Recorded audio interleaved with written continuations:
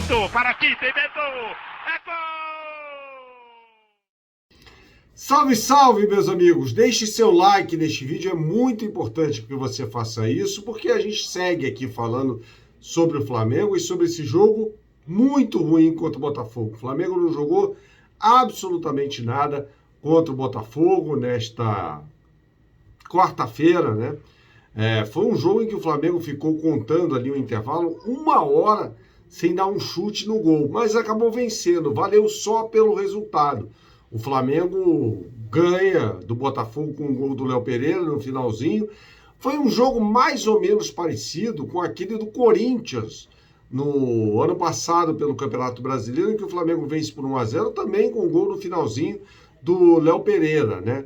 Léo Pereira, mais uma vez, foi o salvador, exemplo do que havia acontecido no jogo contra o Vasco da Gama, em que ele, de cabeça não, com os pés, salva 2 gols certos do Vasco, e agora, de cabeça, faz o gol que dá a vitória ao Flamengo, né? Eu acho lamentável que o Flamengo, com a qualidade que tem, fique tanto tempo sem ameaçar a meta guarnecida pelo Gatito Fernandes, né?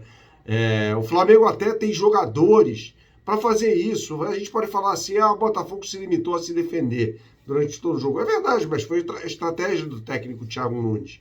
O Botafogo, de fato, se limitou a se defender.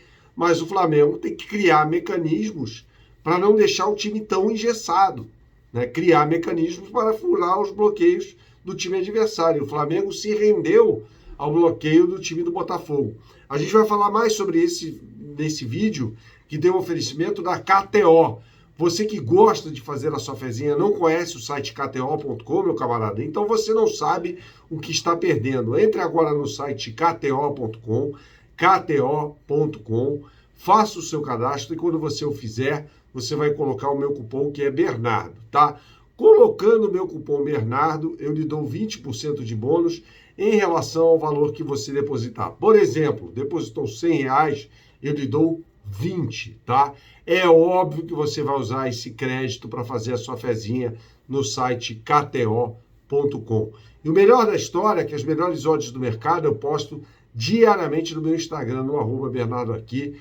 Siga-me no Instagram e entre nos stories, que lá eu posto diariamente as melhores odds do mercado. E você quer aprender a tocar guitarra de graça, meu amigo? Esse canal lhe dá uma mega oportunidade.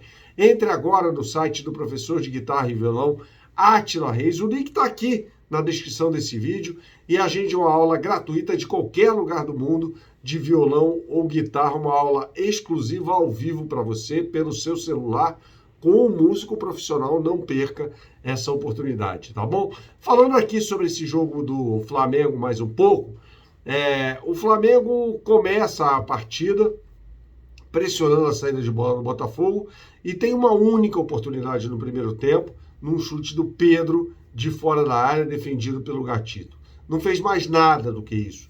E apresentou mais uma vez problemas no seu sistema defensivo pelo lado direito com o Varela.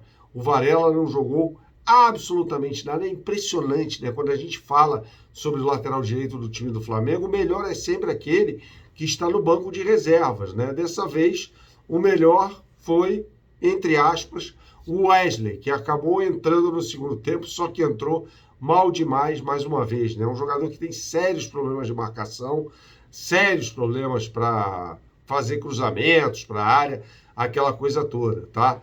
Então, assim, a gente tem que olhar para esse time do Flamengo e se questionar, e questionar a diretoria também. Por que não contrata um lateral direito de qualidade? É difícil achar no mercado?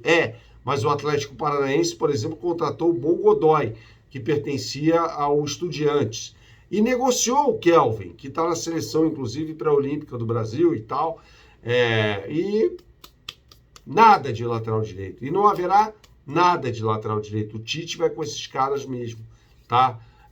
E do outro lado, o Ayrton Lucas me parece claro que vai perder a posição para o Vinha. Quando o Vinha tiver condições de jogo, pode ser que seja relacionado na partida contra o Volta Redonda no próximo sábado, tá? Essa é a expectativa, pelo menos, porque o Ayrton Lucas, embora tenha feito o cruzamento que resultou no gol do Léo Pereira, tenha jogado bem abaixo daquilo que pode. Mas, como eu disse, foi um Flamengo sem imaginação, Um Flamengo que tem jogadores de qualidade no seu meio de campo. Gerson, mais uma vez, não jogou bulhufas. Arrascaeta não jogou absolutamente nada. E o Pulgar tampouco jogou, né? E aí eu deixei de lado o De La Cruz. O De La Cruz, gente, não fez um grande jogo, mas tentou, né? O De La Cruz é um cara que tenta, que batalha, aquela coisa toda.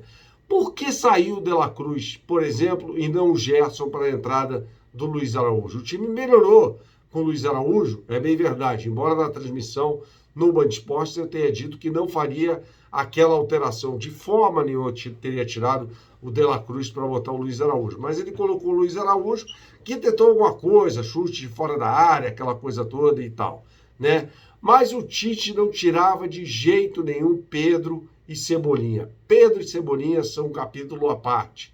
Não jogaram absolutamente nada na partida contra o Botafogo. Ele primeiro tira o Cebolinha para colocar o Bruno Henrique. Gente, o Bruno Henrique tem que ser titular desse time.